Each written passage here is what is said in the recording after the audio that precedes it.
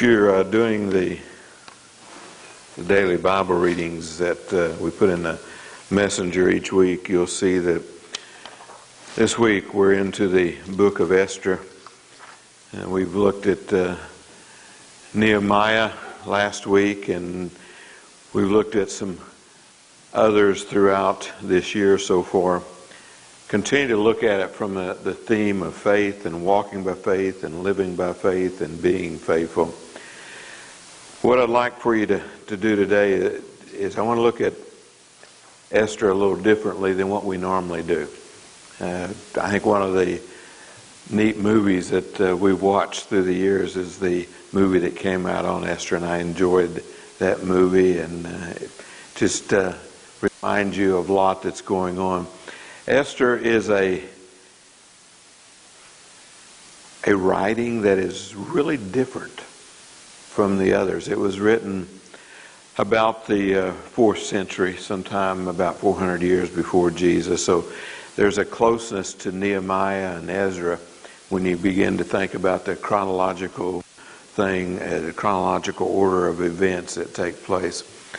So Esther happens at a time that a little different, and don't know a lot about it. We have some information because of the descriptions that are found in Esther. But one of the unique things about Esther, it is not a writing that really talks a lot about God. It's one of those parts of the Bible where you see the hand of God woven through the events, or you see God's Spirit moving through all that's taking place.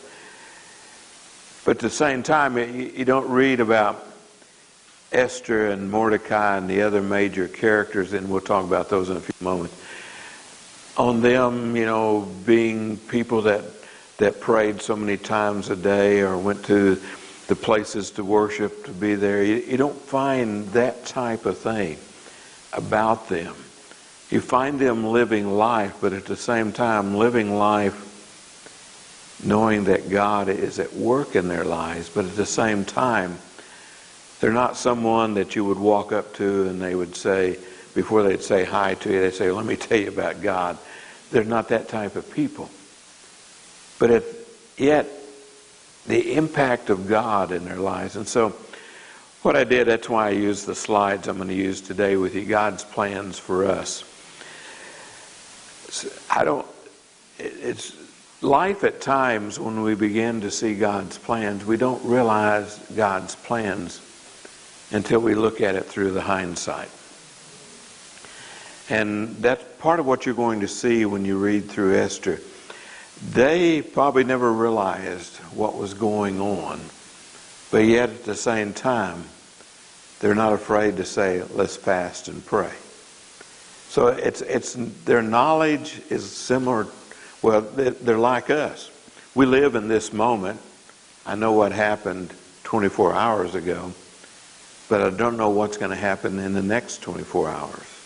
What I do know is this is the moment in which I'm living in. This is the moment in which I'm a part of. I also firmly believe that God's at work. Can I say, okay, let me tell you, this is what God's doing right now in each of your lives? I have no idea. I'm not privileged to anything special about knowledge. That's why we live by faith, not by sight. Amen. I don't have to have everything spelled out. There's a trusting of God. Jesus says, I will always be with you. I accept that. I believe that. I embrace that thought. I hold on to that thought. So, let's take a look at a moment. One of the great themes of Esther is the theme of good and evil.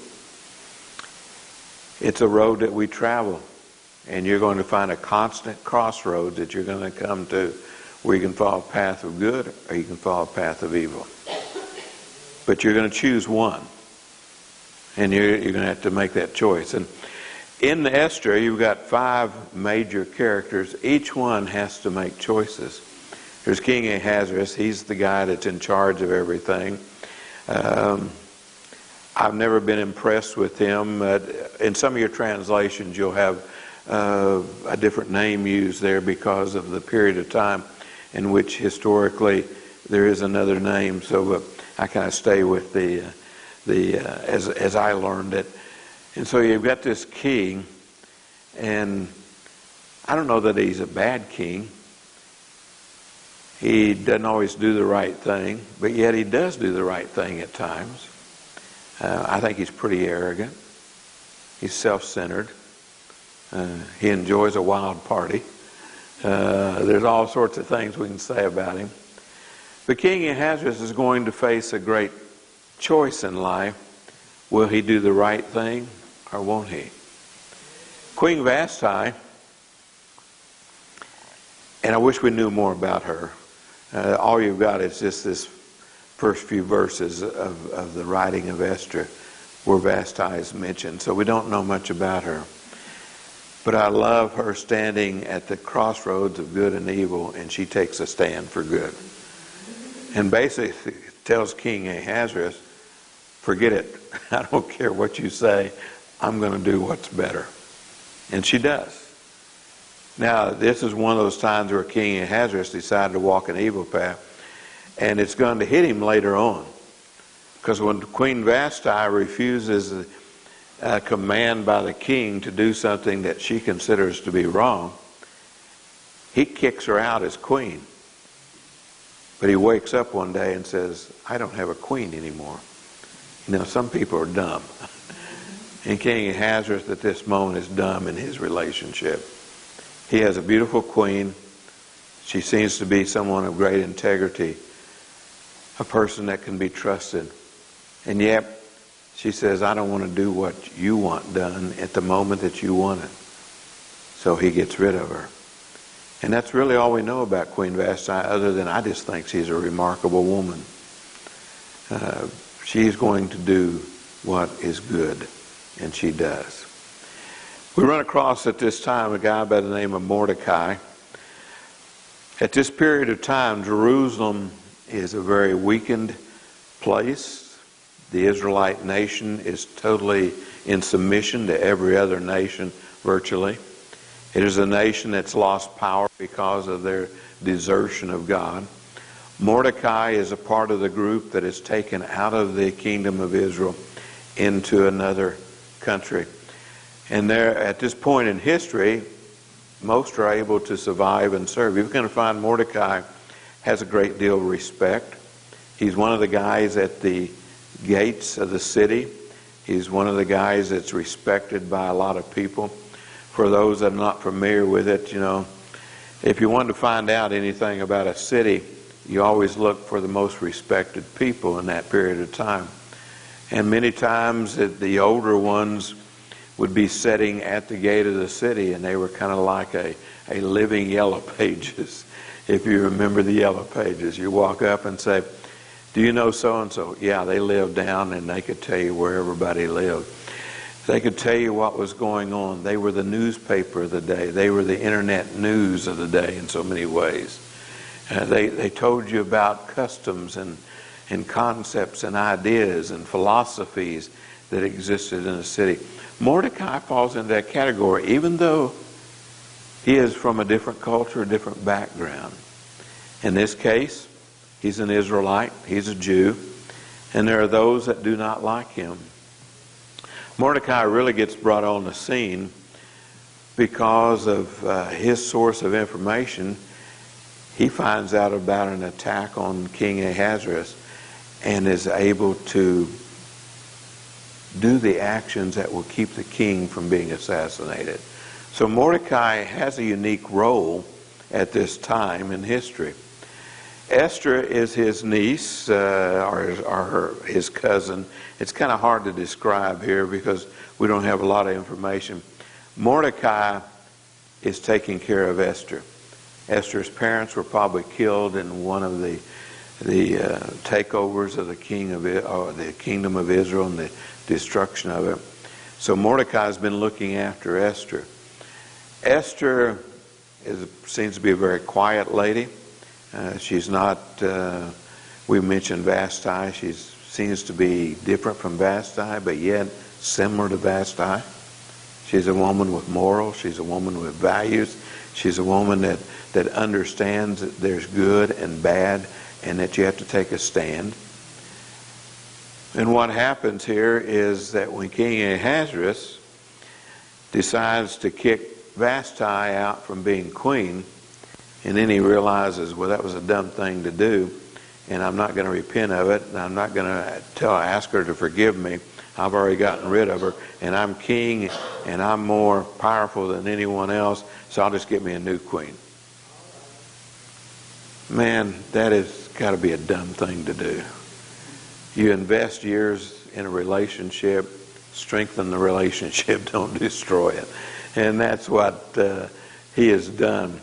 So they end up with a contest to see who's the most beautiful in the kingdom, as some writers will write. Well, it's a beauty contest. You call it anything you want. It's just the king says, I want certain things in a queen, and they begin to look for it. Mordecai arranges for Esther to be in that competition. However, Mordecai will tell Esther, don't you tell anyone that you are an Israelite. There's a lot of prejudice that exists. There's a lot of hatred that exists. Just don't tell anyone. So, and you see the hand of God involved in this. What happens is Esther is appointed as the queen, and then the king is very happy to have her as queen. But there's not everybody that's happy about events. And this is where our fifth major character comes in, Haman. Haman to me is a man of hatred. He's a man of anger. Mordecai, because of Mordecai, is probably, as I view Mordecai is this older Israelite. He's been around a long time, and he will do what he thinks best, but he's not always going to fall into line with everything that comes along. And what has happened in time is Haman, he loves to be recognized. He wants everybody to stand when he comes in. He wants everybody to applaud when he comes in. He wants to have the best of the best. He's kind of a greedy guy. Mordecai, one time when Haman comes into town, Mordecai, I don't know, maybe Mordecai had just gone to daylight savings time, was tired. And he wouldn't stand up for him, wouldn't accent him, wouldn't give him the respect that Haman thought he should have. So Haman builds up an anger and a hatred for Mordecai, but at the same time, anyone associated with Mordecai, he didn't like them either. So it's quite a unique circle that Mordecai, or that Haman draws here. So what Haman's going to do in the period of time is he wants every Israelite, every Jew that's in this kingdom to be slaughtered. That's his way to get back at Mordecai. It's not just, I hate you, Mordecai. I hate anyone that's associated with you. And of course, that's going to raise the issues, and we'll get to that in just a moment. So you've got here 5 people. Vashti has left the Queen Vashti is no longer queen. She leaves the scene right off the bat. So if you're putting this into a drama and you got different scenes, Queen Vashti leaves after scene 1. Scene 2, you've got these events evolving of the hatred and the anger. Sin, if you please. Sin's raised its head, and it becomes an evil time. And then we're going to get to scene 3. But to introduce that, we got to go Esther 4. Mace read Esther 4 to you, not the whole chapter. But he wrote the part about Mordecai seeing what's going on. And what you're going to find here is, as good and evil clash, Mordecai sees the plans of evil. The plan of evil is to destroy a whole race of people. The evil seen there is about destruction. Of course, living today under the reign of Jesus, understand Jesus says you got 2 commands, love God and love others. Well, Haman brought into being the separate of love. He brings in hatred and anger. His whole concept of life, he is consumed by this. Mordecai realizes that Haman's come up with a plan not just to get rid of Mordecai, but to destroy everyone else associated with him. Everybody who's an Israelite needs to be killed.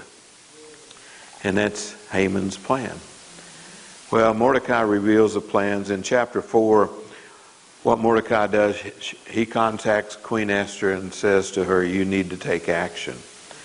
Queen Esther is the only one that can really do anything at this point. When a king makes a law, it is law.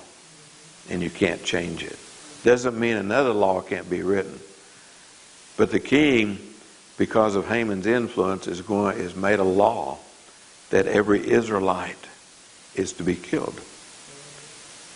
Now, there's ways around that. There's things to do with it. But the only one that can really have a hand in it is Esther. Esther, of course, understands the rules of the game. She may be queen, but she didn't come to the king except when the king wants her. Now, that's part of the failure of a good relationship. It's not a relationship about supporting and helping each other. It's about a relationship, do what I tell you to do type relationship. So Esther says, and that's what we heard read earlier, Esther comes up, well, if I go see the king, well, this brings us to plan A and B. Let's put it that way to help you out. Plan A. Mordecai says, Esther, go see the queen, go see King Ahasuerus. Well, if I do that, and the king doesn't extend the golden scepter to me, then I'll be killed. Of course, immediately us living now, thinking back, well, it didn't make much difference. Because once it's discovered you're an Israelite, you're going to be killed anyway. So you might as well take a chance. So the plan A is go see the king and hope for the best. Now plan B we don't quite get until you get into chapter 5. And it seems like that Esther must have been thinking all along, okay, if I go see the king and he gives me the golden scepter, do I dare tell him what I want, or do I butter him up first? Now, if that doesn't make sense to you, think of it in terms like it. You really want something. It's kind of like when my kids growing up really wanted something. Dad, you are the best dad in the world. Dad, I know you can do just about everything. You're this remarkable guy. I knew immediately, okay, what are they going to hit me with? Well, Esther, it appears from putting these chapters together, Esther's been thinking, if I survive this, I'm not going to tell the king exactly what I want, but I am going to invite him to dinner. I'm going to feed him well. I'm going to treat him well. And then I'll ask him. So there's two plans on the table here, but it's based, first of all, plan A is that the king would not kill her, but if the king does decide to kill her, plan A is I will accept it. Now that is a hard thing to accept. But that's what she's going to do. But if she does live, plan B is to invite the king to dinner. And what you're going to find here is Esther seeks guidance. She responds to Mordecai. Mordecai says, you go see the king. That's the only choice there is. And if you don't do it, Mordecai says, I believe God will raise a Savior someplace. Esther says, okay, tell you what, we're going to fast and pray about this for 3 days. So, Mordecai, get those you know, and you do this, and I'll get the maidens close to me. This is another, there's so many serendipities as you read through Esther. Who are the maidens for Esther? Esther has not told anyone that she's an Israelite. So most likely, who are the her maidens. Who are the young ladies taking care of her? It's probably young ladies of the kingdom. They have no idea who she is.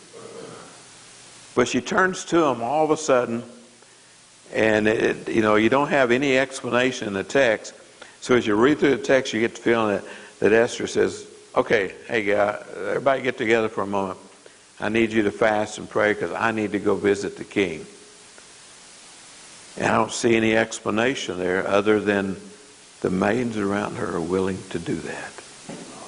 The power of one. We had a sermon about the power of one on our 100th anniversary.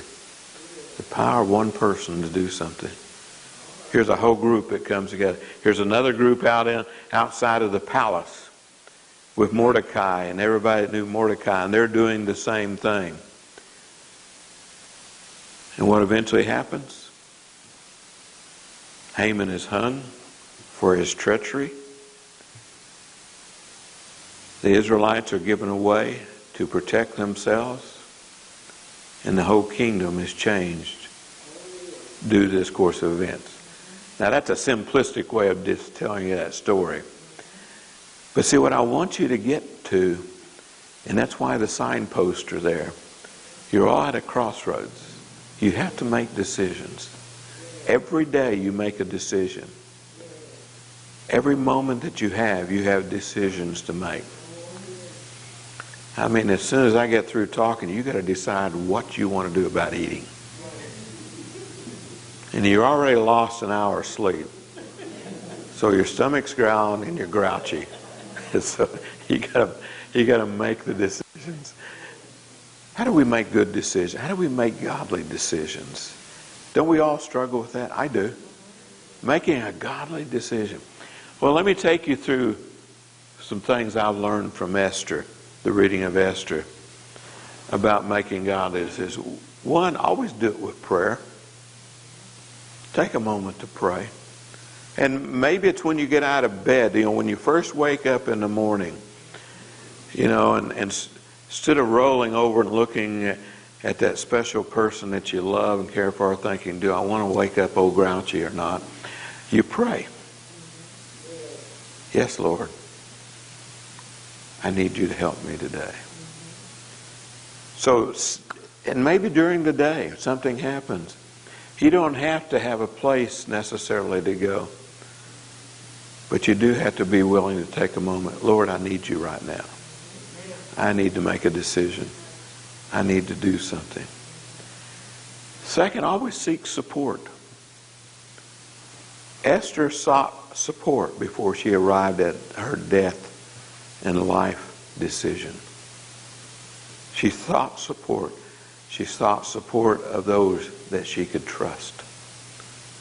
You notice she didn't send a message to the king, I want to see you, can we fast together before I come see you? No. She chose the ones closest to her, the ones that she knew cared. She chose Mordecai. Not only had Mordecai given her a message, but she needed Mordecai's support.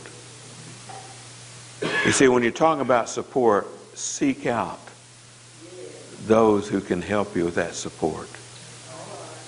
Whatever decision that you're making, seek out those that can help you with a good decision. Don't seek out the greedy and the selfish. There's some people that want you to make a decision because they're going to make something off of you. That's not all the people that you need to be talking to. There are people that love, care, that are willing to share with you. Don't seek out someone that doesn't love either, and I'll come back to love in a minute. Person that lives by hatred and anger isn't someone that you need influencing you to make decisions. Because our Lord has already given us a decision about love. Third, be willing to listen. Sometimes someone that is good about something may give you advice that you don't like. Listen.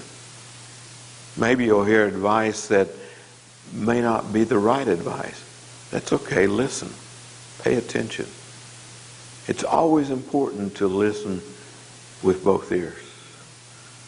And I think there's a reason why God gave us one tongue and two ears. There's times to listen. Before you make a decision, make sure you've listened. Then fourth, be flexible.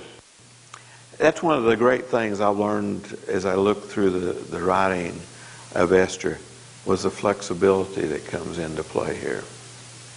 Mordecai, over and over, he just kind of, okay, I heard this, so I'll do this. Okay, this is what I know. Okay, so I'll do. He's moving with whatever's going on. You see, you can't always make a preemptive decision as far as a specific action may be. It's always important to pay attention, to be flexible enough to make changes as we go through life. All of us that have kids, we do what? We're constantly making changes, constantly being flexible in what needs to take place. Of course, it's more fun when they're grandkids. It's a whole lot easier to be flexible with grandkids. But all phases of life, there are things that you're going to be faced with. Have a goal. What's your goal? Esther had a goal that meant more to her than anything else, and that was, I love Mordecai, and I love the people that I have known and trusted. So the goal was do what? Do what is good and right. Did it mean that she might have to suffer? Yep. Making goals doesn't mean there are no sacrifices. Making goals many times says you will make a sacrifice. And then the last one I've already touched on, it's this concept of love. It is so important. Haman would be destroyed because the only person Haman loved was himself. Love is a crucial. Paul will write to the church in Corinth. He said there are three great things: faith, hope, and the greatest of these is love. Jesus said there's no greater love than to lay one's life down for another. Jesus said, I've come and I will do what is necessary, for I love the Father and I love you. He could hang on a cross and look out at a crowd of people, the same ones that put the spikes into his body, and he could look at them and say, I forgive. Why? Because his love was greater than all. No greater love. And he gave that love. Yes, Lord, I love you. And I will follow. And I will obey. So these are all things to be learned as you do your daily Bible reading. These are lessons to be learned about Esther. Just don't get caught up in a queen making a decision. And she made a wonderful decision of commitment. But it's also teaching you, when you look at her life, how did she arrive at her decision? And it can help you to arrive at your decision.